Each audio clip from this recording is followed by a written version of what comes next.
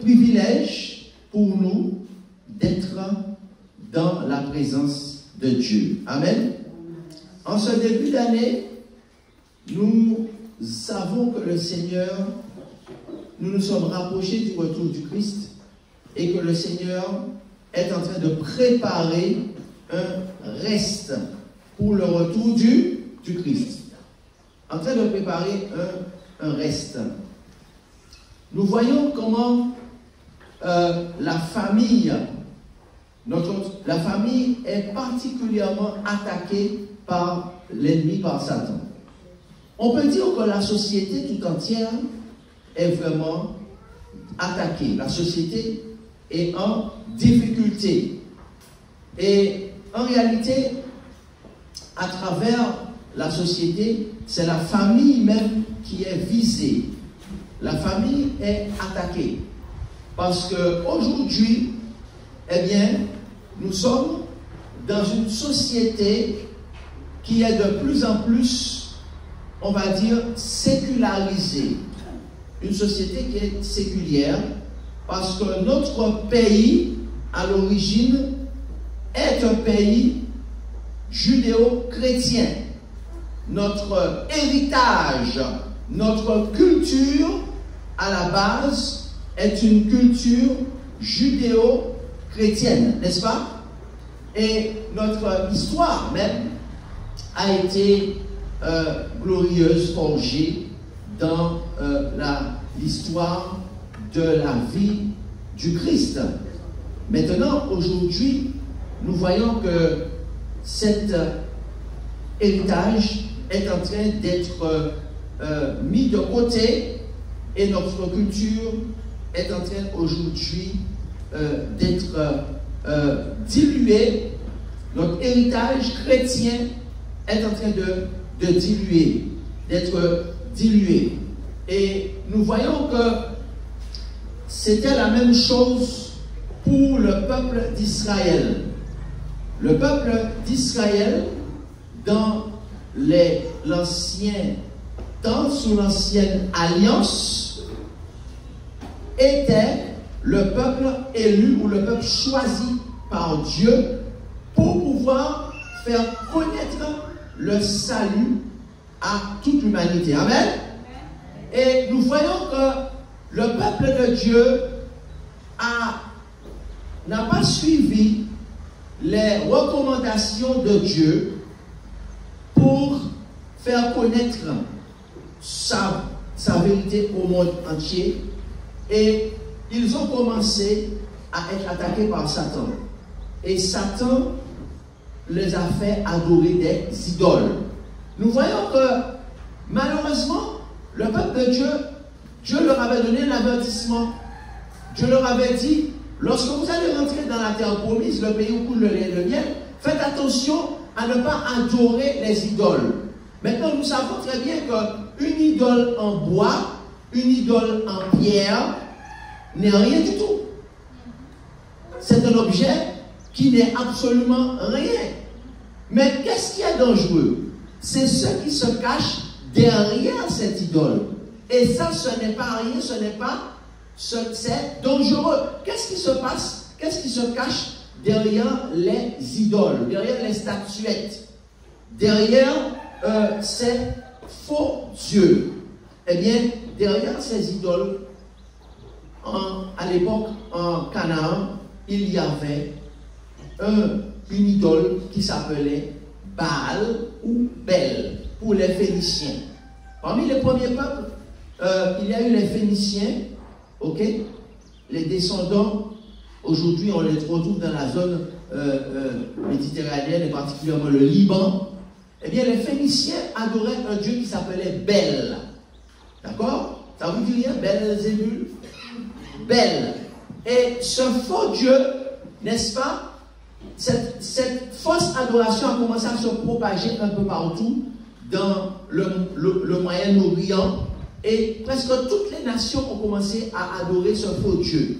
Les Cananéens l'ont appelé Baal, n'est-ce pas? Et il est arrivé jusque dans l'Empire romain parce qu'une partie de l'élite romaine a commencé à adorer ce Dieu et l'a appelé Zeus. Donc, cette fausse adoration est rentrée dans toute la zone du Moyen-Orient. Et Dieu a dit aux enfants d'Israël, faites attention à ne pas tomber dans l'idolâtrie. Mais qu'est-ce qui s'est passé?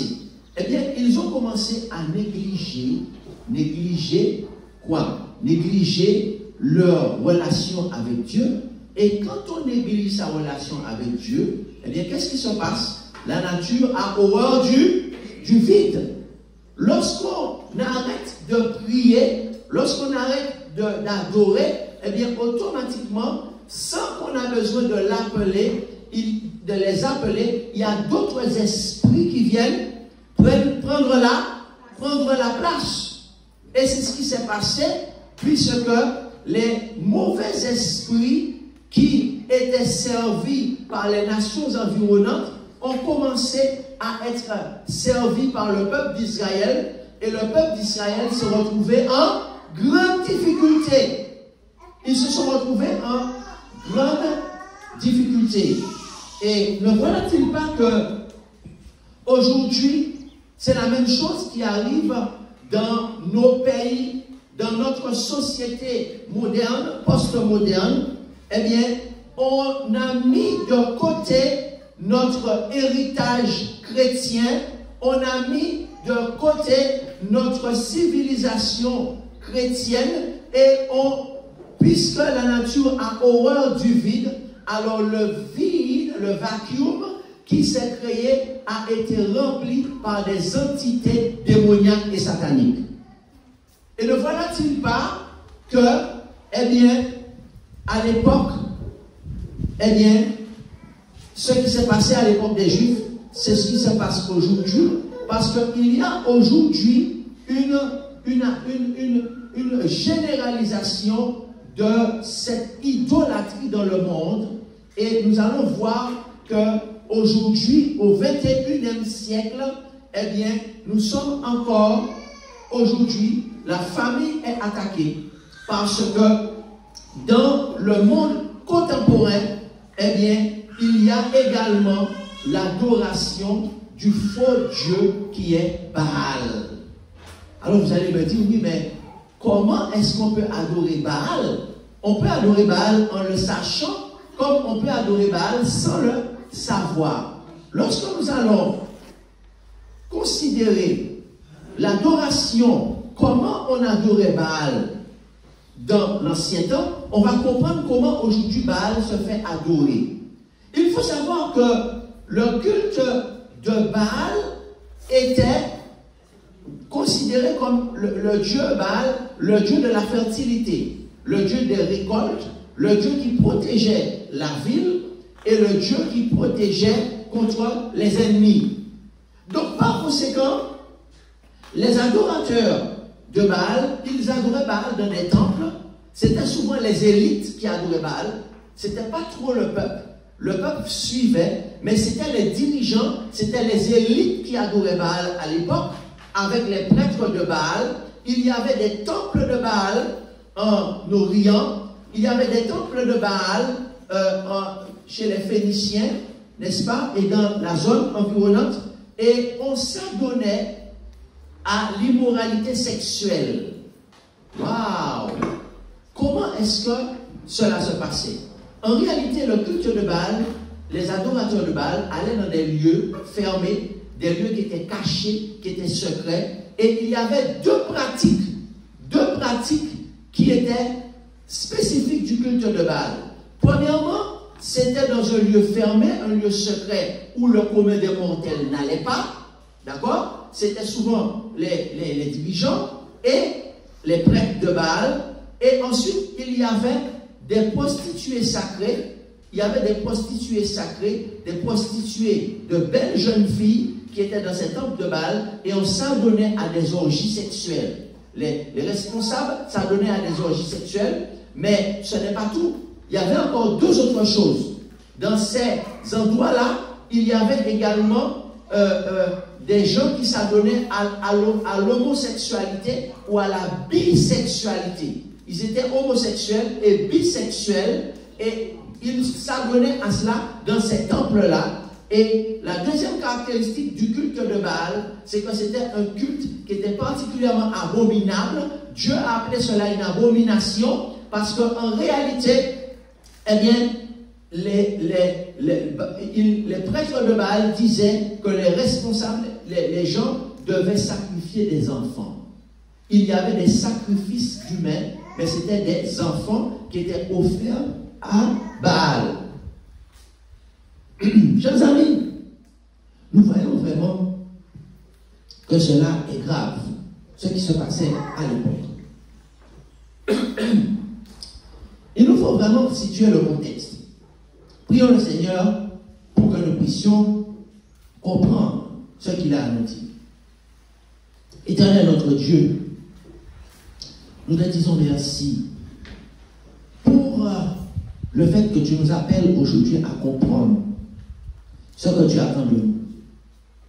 Que ton Saint-Esprit nous éclaire, nous anime et nous dirige et nous aide à comprendre ce que tu as à nous dire aujourd'hui. Nous révèle sa volonté au nom de Jésus. Amen. Alors, ça veut dire que la famille était attaquée. À partir du moment où, dans le culte de Baal, il y avait l'adultère était permis, c'était normal dans le temple de Baal de commettre l'adultère. Dans le temple de Baal, il y avait également des sacrifices humains. Nous voyons que la famille était attaquée. Aujourd'hui, chers amis, dans notre société où on a mis de côté le christianisme, qu'est-ce que nous voyons? Ne voyons-nous pas aujourd'hui que l'adultère est considéré par beaucoup de personnes comme quelque chose de banal? C'est pas le culte de Baal, ça. Aujourd'hui, l'adultère, c'est devenu quelque chose de totalement banal. On s'en vante même. Aujourd'hui, le fait qu'il y avait des orgies avec des homosexuels, des bisexuels dans le culte de Baal, cela se faisait en cachette. Aujourd'hui, cela est quelque chose de totalement ouvert, de totalement reconnu, on s'en vante même, n'est-ce pas? Cela ne nous rappelle pas le culte de Baal, n'est-ce pas? Et chers amis, la famille n'est-elle pas attaquée? La famille n'est-elle pas détruite par le culte de Baal? N'est-ce pas? Alors, lisons ensemble ce qui se passait à l'époque. Les enfants d'Israël ont un petit peu négligé leur relation avec Dieu et ainsi, ils se sont retrouvés à tomber dans le culte de Baal. Aujourd'hui, nous allons voir comment Dieu ramène-t-il un réveil spirituel dans la famille. Amen. Qu'est-ce que nous allons voir aujourd'hui? Comment Dieu va-t-il faire pour ramener un réveil spirituel dans la famille? Prenons nos Bibles dans le livre des Nombres, au chapitre 25, à la page 175 de la version Louis II. Nombres chapitre 25, Nombres chapitre 25 et au verset 1er, à la page 175. Genèse, Exode, Lévitique, Nombre. Nombre 25. Nous voyons que, eh bien, puisque le peuple de Dieu avait négligé sa relation avec Dieu, ils sont, comme la nature a horreur du vide, ils sont tombés dans le culte de Baal. Ils sont ensemble. Israël demeurait à Sittim. Et le peuple commença à se livrer à la débauche avec les filles de Moab. Chers amis, de quoi il s'agit là? Un regard profane sur ce texte ne comprendra pas ce qui se passe là. Il ne s'agit pas de simple amourette. Ce n'est pas ça du tout. Il s'agit d'adoration. Il s'agit de culte à Baal. Ils sont entrés dans la débauche. Avec qui? Avec les filles moabites qui adoraient le Dieu Baal. Ce n'étaient pas des Israélites. Elles invitèrent le peuple à faire quoi? À faire quoi? À sacrifier à leur faux Dieu. Chers amis, beaucoup de gens voient aujourd'hui l'immoralité, la débauche. Beaucoup de gens voient les orgies sexuelles comme étant quelque chose d'innocent, comme étant quelque chose tout simplement de la liberté, de la libération, d'une certaine liberté, une prétendue liberté que l'on a acquis. Mais en réalité, ce qu'ils ne savent pas, c'est que tout cela fait partie d'une adoration d'un faux Dieu qui s'appelle comment? Qui s'appelle Baal. Chers amis, en réalité, en créole, il y a dit, ça ou pas connaître grand passé. Ça ou pas connaître grand passé. Ça veut dire, ce que tu ne sais pas est beaucoup plus grand que toi.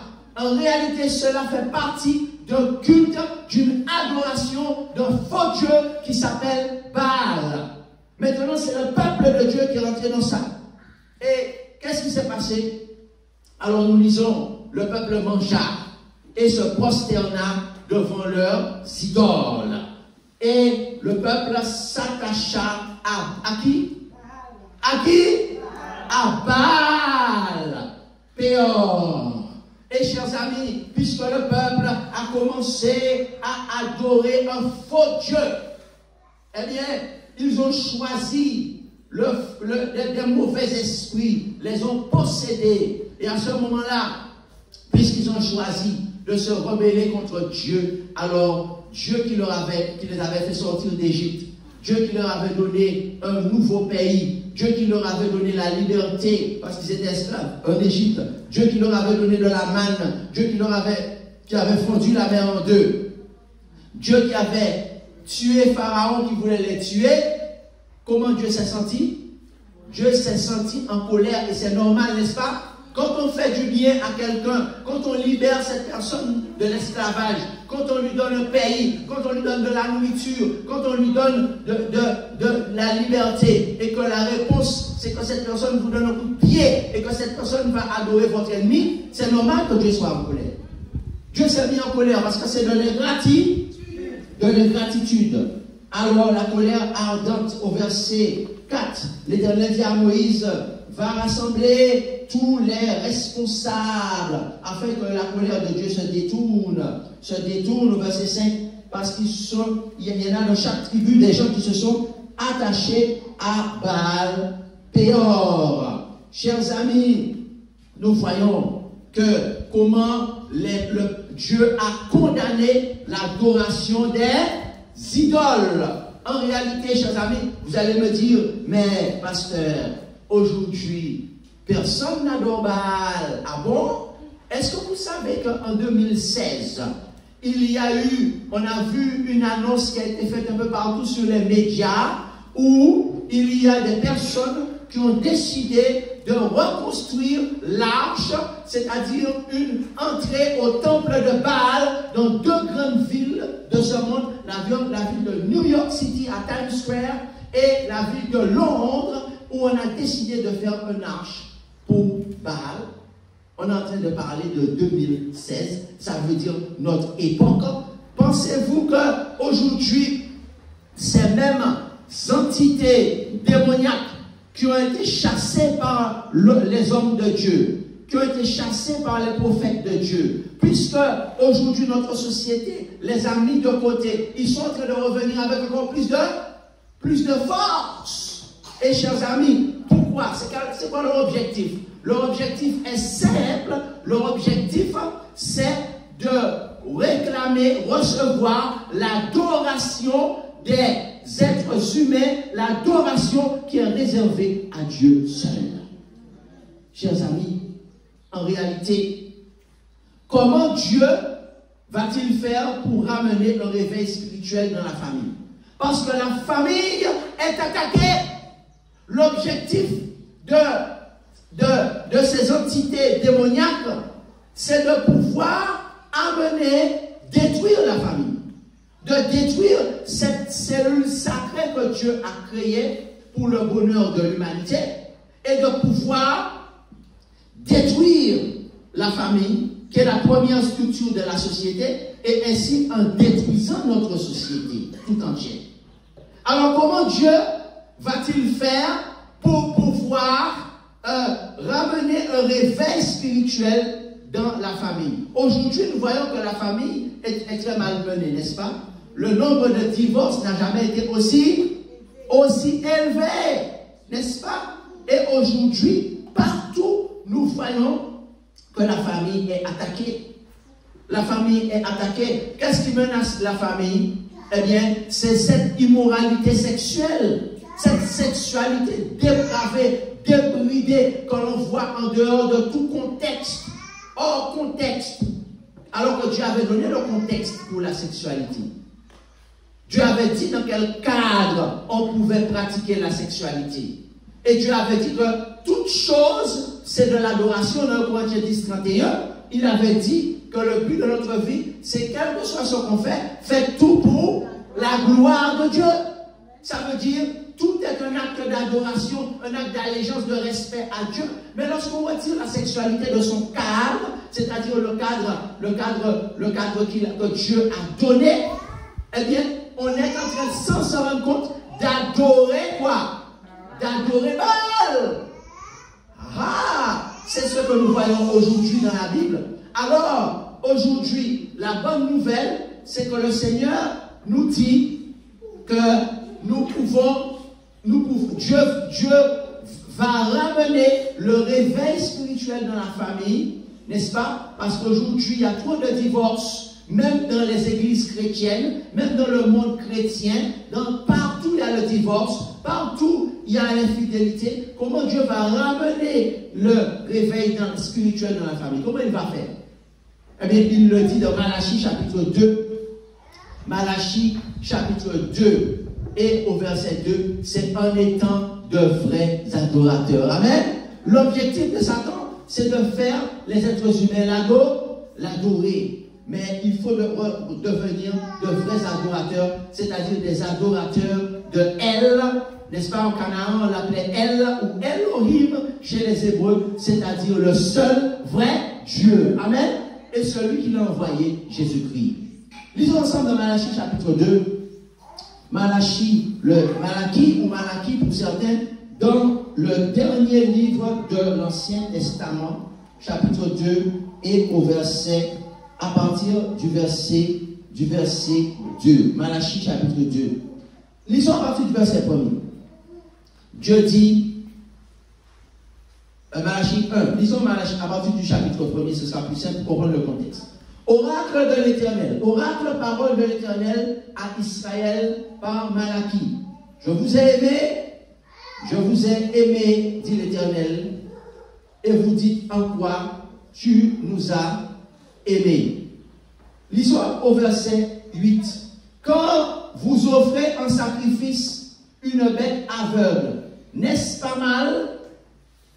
Quand vous offrez une boiteuse ou infirme, n'est-ce pas mal? Offre-la donc à ton gouverneur. Le Seigneur dit que dans l'adoration, il y a des sacrifices, un sacrifice à faire. Mais ce n'est pas comme Baal le dit, un sacrifice humain ou un sacrifice d'enfant, parce que dans l'adoration à Baal, on offrait le faux Dieu Baal, on offrait des enfants. Mes chers amis, il faut être possédé pour pouvoir faire cela. Il faut être rempli de mauvais esprit pour faire ça. Parce qu'une personne qui est normale, une personne qui est dans son bon sens, ne peut pas faire une chose pareille. Mais Dieu dit, vous donnez des mauvaises offrandes. Qu'est-ce que Dieu demande comme offrande? Dieu ne demande pas de sacrifice humain, parce que Dieu est bon. Amen. Dieu est grand, il est bon. Dieu demande comme sacrifice que nous puissions sacrifier nos mauvaises habitudes. Dieu dit dans Romains chapitre 12, ne vous conformez pas au siècle présent, mais soyez renouvelés dans votre intelligence. N'est-ce pas? Et qu'est-ce qu'il dit? Offrez plutôt vos corps comme un sacrifice vivant, ce qui sera pour vous une chose agréable à Dieu. Amen. Donc il dit, ce n'est pas les humains, les enfants qu'on doit offrir un sacrifice, mais c'est nous-mêmes, c'est-à-dire le sacrifice vivant, pas sacrifice mort. Il ne demande pas de nous tuer. Il nous demande de sacrifier nos mauvaises habitudes, notre mauvais comportement et de devenir une nouvelle personne. Donc il dit, vous trompez de sacrifice.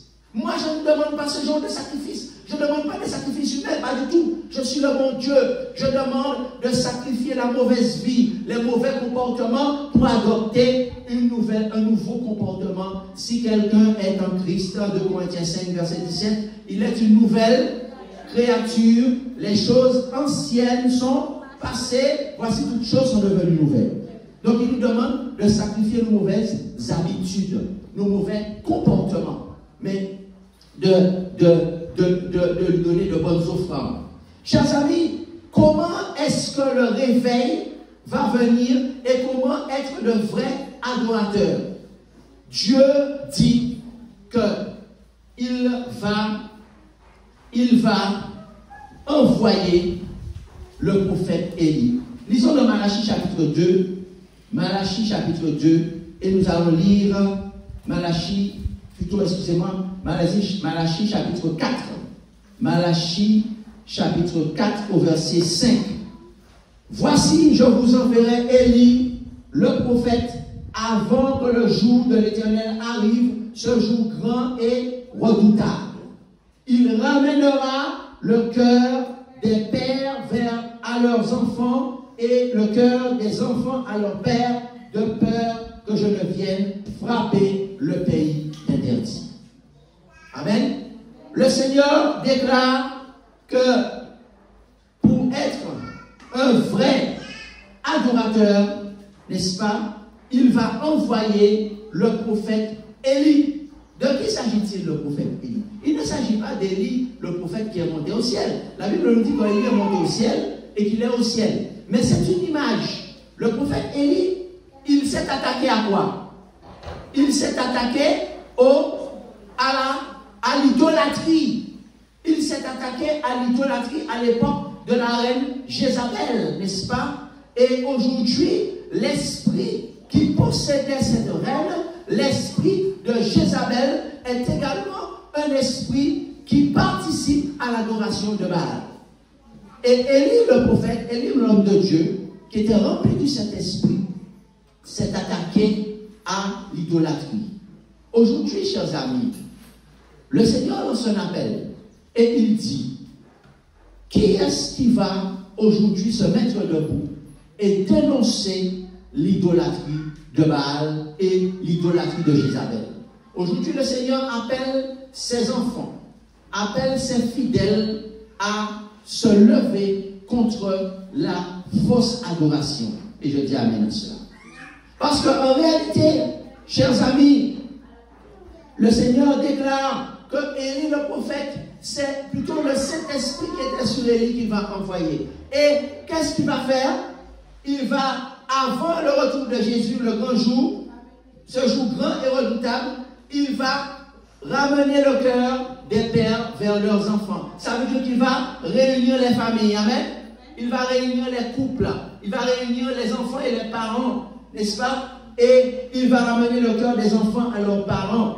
Mais il dit, de peur que je ne frappe le pays d'interdit. Qu'est-ce que ça veut dire frapper le pays d'interdit? Ça veut dire de peur que la colère de Dieu ne s'enflamme contre le pays et que la malédiction de Dieu ne frappe les pays. C'est ce que ça veut dire. Quand on regarde dans l'hébreu original, frapper d'interdit, ça veut dire la colère, la malédiction de Dieu qui va frapper. Parce que lorsque on met de côté Dieu qui nous donne les récoltes, ce n'est pas Baal qui nous donne la pluie. C'est Baal qui nous donne la pluie. Baal n'existe pas. Est-ce que ce sont les entités démoniaques qui donnent la fertilité au sol? N'est-ce pas? Non. Est-ce que ce sont les entités démoniaques qui nous prennent soin de nous? Non. Donc Dieu dit que si on adore les faux dieux, à un certain moment, eh bien, il va frapper les pays d'interdit. Ça veut dire qu'il va envoyer la malédiction sur les pays. Mais justement, il dit qu'il va envoyer des hommes et des femmes courageux qui ont le même esprit que Élie avait, c'est-à-dire c'est qui l'esprit qu'Élie avait, le Saint-Esprit, et qui vont dénoncer la fausse adoration, qui se manifeste par l'immoralité sexuelle, la sexualisation de toutes choses, toute tout est sexualisé aujourd'hui. Aujourd'hui, on met la sexualité à toutes les sauces. On veut même mettre les enfants dans la sexualisation, alors que les enfants sont innocents. Les enfants ne sont pas encore prêts pour ces choses, ne sont pas mûrs pour ces choses. On veut même les mettre dans cela, chers amis, alors qu'en réalité, le Seigneur dit, je vais envoyer Élie, ça veut dire des hommes et des femmes remplis de l'esprit d'Élie qui vont dénoncer ces choses. Et je dis amen à ça. Oh, chers amis, en réalité, comment est-ce que Dieu va ramener le réveil spirituel dans la famille? Eh bien, Satan a envoyé l'adoration des idoles. Dieu dit qu'il va envoyer des vrais sacrificateurs, des vrais serviteurs de Dieu qui vont prier pour recevoir le Saint-Esprit et qui vont prier pour que les fidèles reçoivent le Saint-Esprit. Et Dieu dit qu'il y a des sacrificateurs qui vont le faire. Et Dieu envoie des paroles d'avertissement pour tous les sacrificateurs à l'époque d'Israël. Aujourd'hui, les hommes de Dieu qui n'acceptent pas de se lever pour pouvoir dénoncer l'idolâtrie. Nous lisons ça dans Malachie chapitre 2. Malachie à la page 942 de la version Louis II. Malachie chapitre 2 et nous lisons au verset 2. Dieu dit, et vous, maintenant à vous cet ordre, sacrificateur. Dieu s'adresse aux dirigeants religieux de l'époque et d'aujourd'hui. Il dit, si vous n'écoutez pas, si vous ne prenez pas à cœur de donner gloire à mon nom, dit l'Éternel des armées, j'enverrai parmi vous la malédiction et je maudirai vos bénédictions. Oui, je les maudirai parce que vous ne les avez pas à cœur. Voici, je détruirai vos semences et je vous jetterai des excréments au visage, les excréments des victimes que vous sacrifiez, et on vous emportera avec eux. L'Éternel dit, en réalité, vous saurez alors que je vous ai adressé cet ordre, afin que mon alliance avec Lévi subsiste. Regardez au verset 6, 5. Mon alliance avec Lévi était une alliance de vie et de paix. Ce que je lui ai accordé pour qu'il me craignît, il eut pour moi de la crainte, il a tremblé devant mon nom. Et le sacrificateur, l'ancêtre des sacrificateurs Lévi, la loi de la vérité était dans sa bouche. Amen. Et l'iniquité ne s'est pas trouvée dans ses lèvres. Qu'est-ce qu'il y avait dans sa bouche? La loi de Dieu. Il a marché avec moi dans la paix et dans la droiture. Il a détourné du mal beaucoup d'autres, car les lèvres du sacrificateur doivent garder la science, et c'est à sa bouche qu'on demande la loi. Parce qu'il est un envoyé de l'Éternel des armées. Mais vous êtes écartés de la voie. Vous avez fait de la loi une occasion de chute pour plusieurs. Vous avez violé l'alliance de Lévi, dit l'Éternel des armées. Le Seigneur déclare dans Malachie chapitre 2 qu'en réalité, nous devons être de vrais adorateurs. Et il va commencer par les sacrificateurs en disant qu'il faut qu'ils reviennent à la loi de Dieu. Et qu'est-ce que la loi de Dieu? La loi de Dieu commence en disant, vous serez saints car je suis saint, dit l'Éternel. Il dit, ils n'ont pas donné gloire à mon nom. C'est quoi son nom? C'est pas sainteté à l'Éternel. C'est pas ça son nom? C'est pas sainteté à l'Éternel. Il n'a pas dit à Moïse, enlève tes souliers, parce que l'endroit où tu te trouves est saint, parce que je suis saint. Donc, chers amis, le Seigneur déclare que pour qu'il y ait un réveil spirituel dans la famille, il y a des hommes de Dieu qui vont dénoncer l'idolâtrie et qui vont demander de retourner à la sainteté de l'Éternel. Amen. De retourner à la sanctification, sans laquelle personne ne verra le Seigneur. La sainteté veut dire quoi? Veut dire mis à part pour Dieu. Qu'est-ce que ça veut dire être un saint? Mis à part pour Dieu. Et cela va commencer par les sacrificateurs. Les vrais sacrificateurs qui vont dénoncer l'idolâtrie de Baal et qui vont demander aux enfants de Dieu de retourner à la sainteté de Dieu. Amen. Donc, premièrement, pour qu'il y ait un réveil spirituel dans la famille. Aujourd'hui, les familles sont en difficulté. Beaucoup sont au bord du divorce. Beaucoup sont déjà séparés. Beaucoup font chambre à part. Pourquoi? Parce qu'on a mis de côté l'offrande. C'est quoi l'offrande? C'est l'offrande de soi, c'est-à-dire le culte de famille. Combien d'entre nous pratiquons le culte de famille? Combien prient avec leurs épouses? Combien ont appris à leurs enfants à prier? Combien ont appris à leurs enfants à marcher dans la prière? Alors, puisqu'il y a eu un vacuum, eh bien, les idoles sont entrées dans le vacuum et aujourd'hui, on adore Baal sans le savoir. Donc, on est prêt pour pouvoir amener le réveil spirituel. Il faut qu'on soit de vrais adorateurs. Comment être de vrais adorateurs? C'est en décidant de rentrer dans la sanctification. Amen. En décidant de rentrer dans la sanctification. Ça veut dire de pouvoir s'éloigner de l'idolâtrie et de l'immoralité sexuelle qui est aujourd'hui ambiante. Deuxièmement, comment Dieu va-t-il ramener le réveil spirituel dans la famille? C'est lorsque chaque père de famille, chaque mère de famille, chaque foyer va collaborer avec Élie le prophète. Amen. Qui représente Élie le prophète? C'est le Saint-Esprit. Nous l'avons lu dans Malachie 4. Dieu dit, j'enverrai Élie le prophète et il va ramener le cœur vers les enfants. Ça veut dire lorsqu'on décide de recevoir le baptême d'eau et le baptême du Saint-Esprit et que nous laissons conduire par le Saint-Esprit pour revenir à la vraie adoration et au lien. C'est le Saint-Esprit qui va recoller les liens familiaux. Malachie 4, versets 5 et 6. Qui est-ce qui va recoller les liens familiaux? Beaucoup s'imaginent que c'est l'homme qui va le faire. Oh oui, il y en a qui ont reçu des formations en psychologie, en relation d'aide. Mais est-ce que un problème spirituel, c'est-à-dire un problème démoniaque, peut être résolu par la psychologie? Est-ce qu'un problème psychologique, psychodémoniaque peut être résolu par la relation d'aide?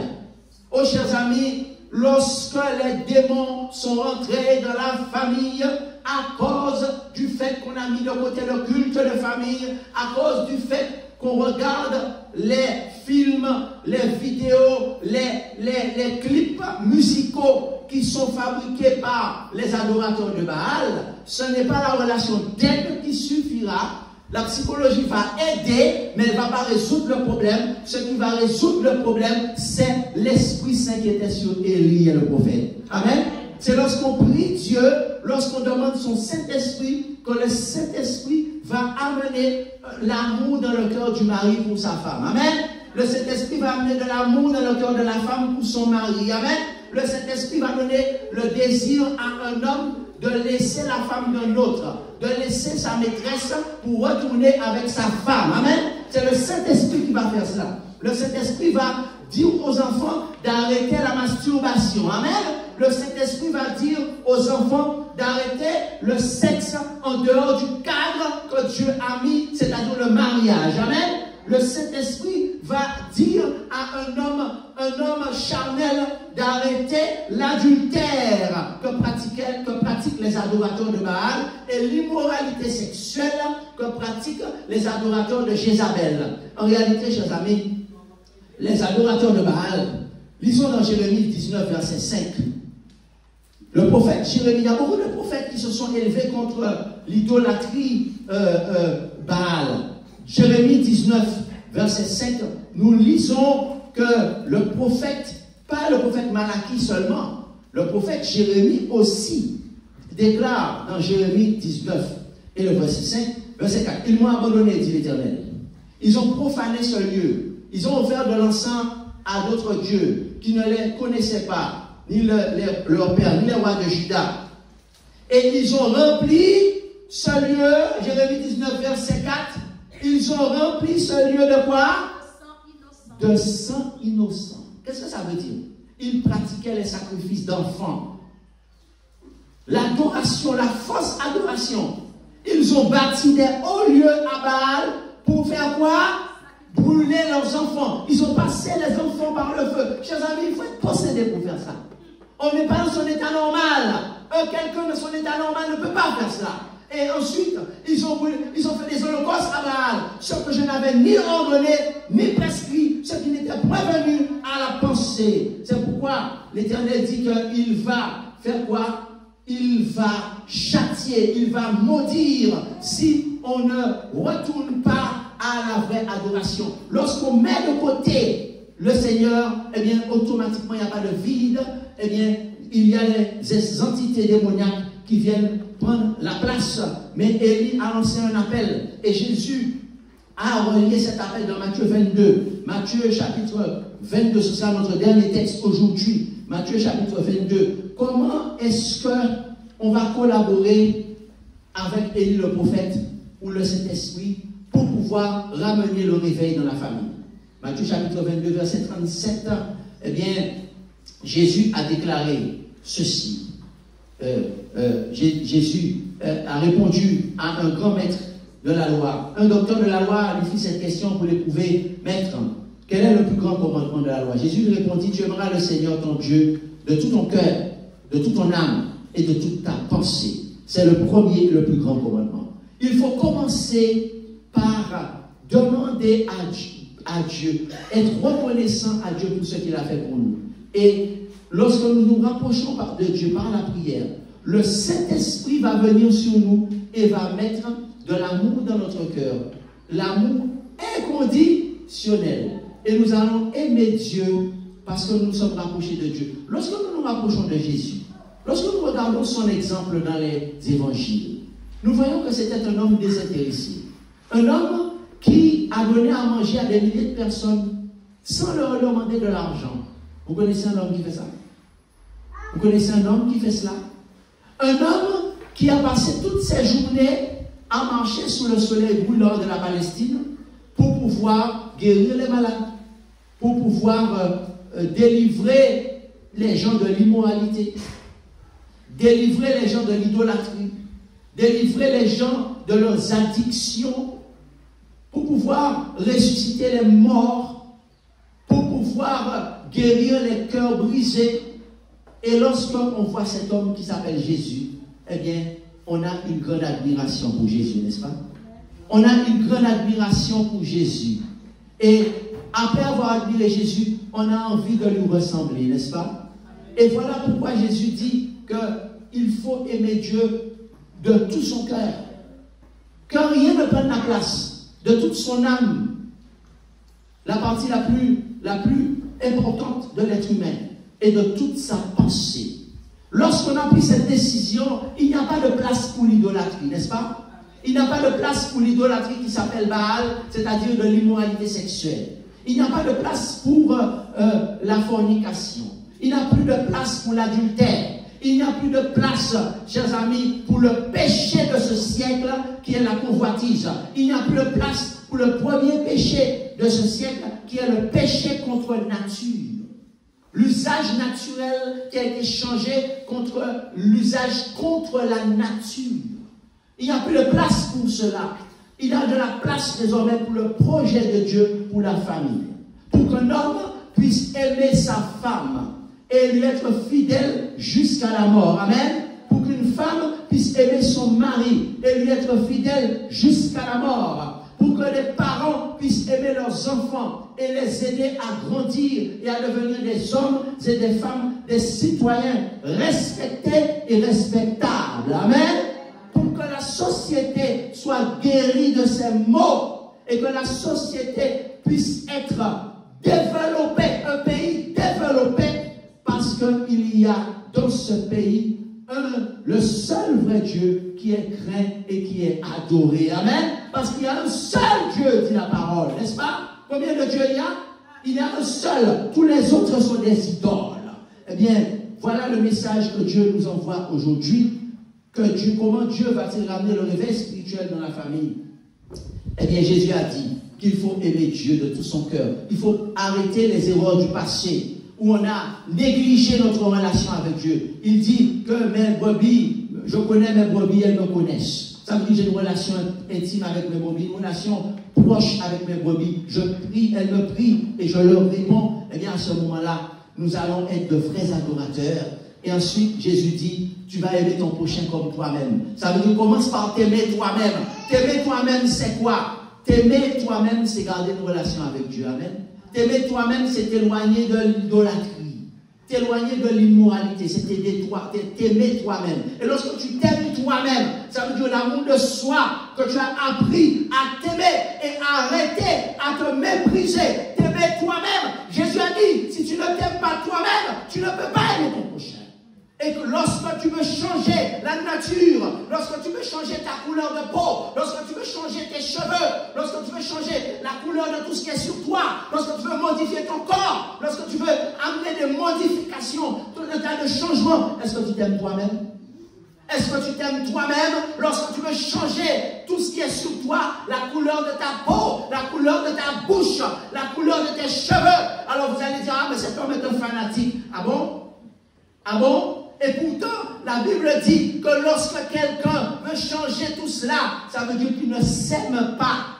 Et lorsqu'il va voir des spécialistes de la santé mentale, ils lui disent, tu as un problème d'estime de soi. Tu ne t'acceptes pas comme tu es. Apprends à t'accepter. Est-ce que nous devons aller voir un spécialiste de la santé mentale? Parce que le plus grand spécialiste, c'est Jésus. Et il te dit, apprends à t'accepter comme tu es. Laisse les gens te dire que tu es ceci. Il y a un homme très célèbre, il semble que quelqu'un lui avait dit, eh bien, lui avait fait des reproches concernant son nez, etc.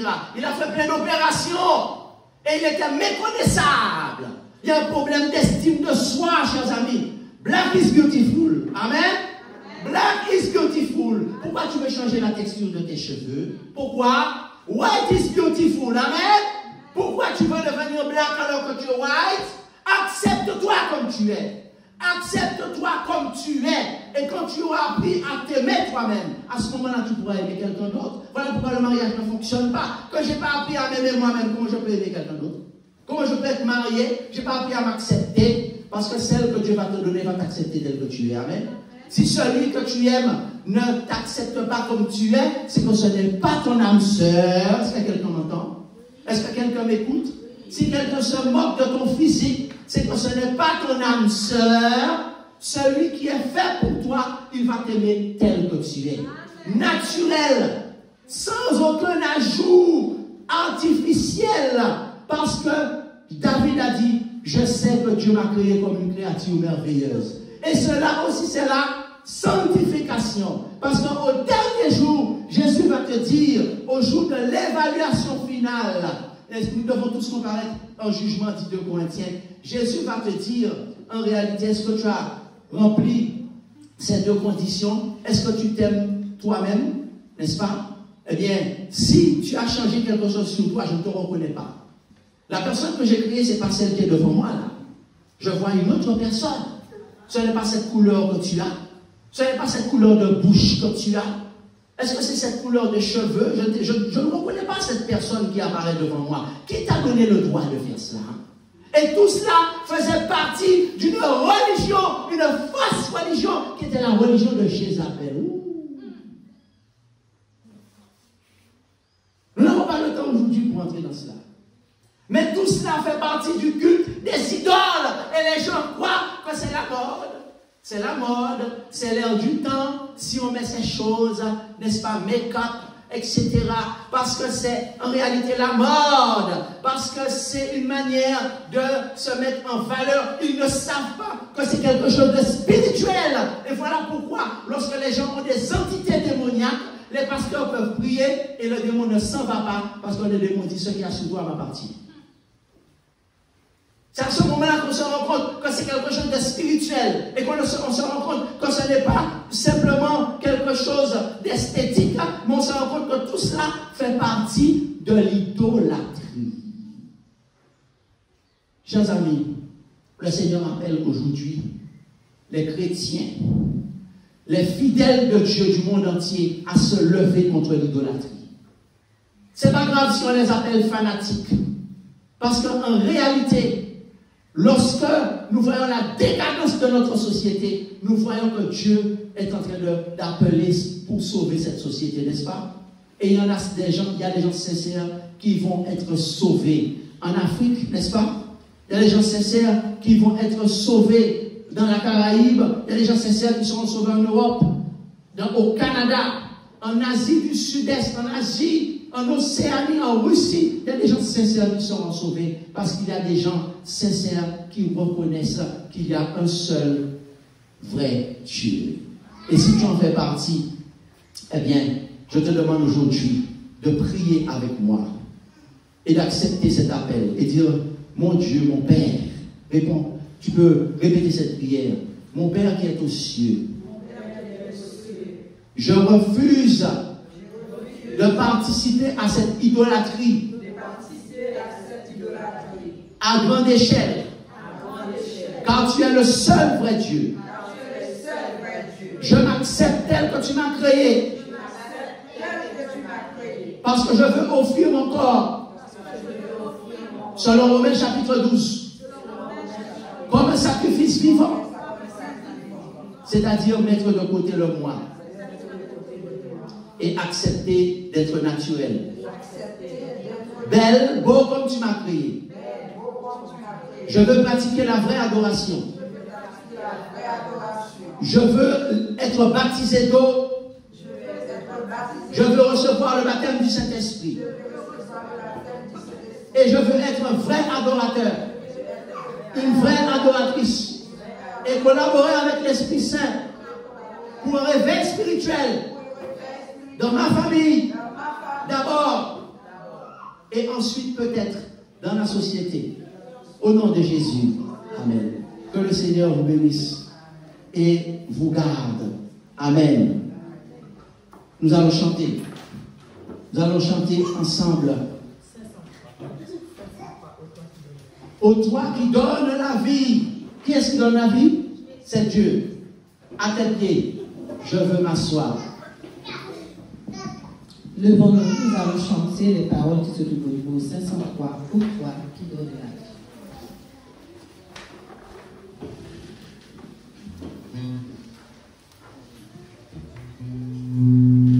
Pour toi qui donnes la vie, à tes pieds je veux m'asseoir, comme ça c'est ma vie, à l'heure douce du soir, comme ça c'est ma vie.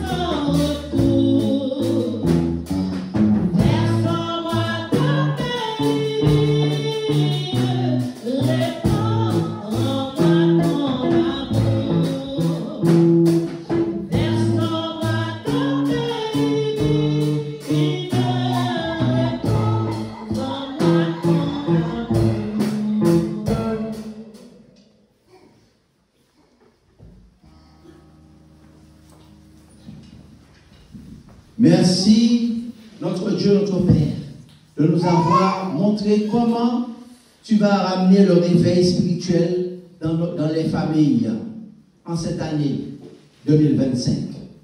Et maintenant, Seigneur, veuille répandre sur nous ton Esprit Saint en abondance.